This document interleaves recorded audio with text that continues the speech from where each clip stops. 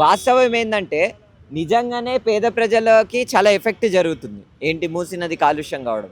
కానీ అవాస్తవం ఏందంటే వీళ్ళు ఏమంటారు అధికారులు, మూసీ నదిలో కాలుష్యం జరుగుతుంది. కాబట్టి మేము ప్రక్షాళన చేస్తున్నాం. ఆ ప్రక్షాళన వల్ల నీళ్లు శుభ్రమవుతాయి అని అంటున్నాం. వాస్తవము పేద ప్రజలకు ఎఫెక్ట్ జరుగుతుంది. కానీ అవాస్తవము మీ ప్రక్షాళన వల్ల మూసీ నది నీళ్లు సాఫ్ కావు.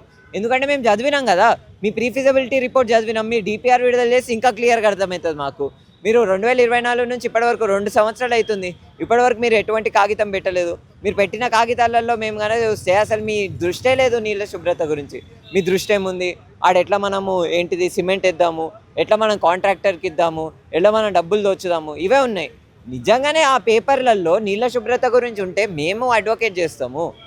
మేము నిజంగా వాళ్ళతో కలిసి పనిచేస్తాము. ఇప్పటికి ఏమంటున్నా అంటే నిజంగా ప్రభుత్వానికి చిత్తశుద్ధి ఉంటే ఏం చేయాలి, ఎవడెవడైతే కాలుష్యం చేస్తున్నాడో వాళ్ళందరినీ ఇప్పుడే ఆపేయండి, తక్షణంగా ఆపేయండి, వాళ్ళ మీద ఫైన్లు విధించండి.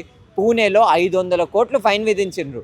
అక్కడ ఉన్న irrigation department Pune municipal corporation మీద 500 కోట్లు ఫైన్ విధించింది. ఎందుకు? అది కొన్ని సంవత్సరాల నుంచి మురికి నీళ్ళని మూలామూత నదిలో కలుపుతుంది కాబట్టి పూణే మున్సిపల్ కార్పొరేషన్ మీద 500 కోట్ల ఫైన్ ఉంది. మరి మన కార్పొరేషన్ మీద మన ప్రభుత్వ డిపార్ట్మెంట్లు ఎట్లా పనిచేస్తున్నాయి?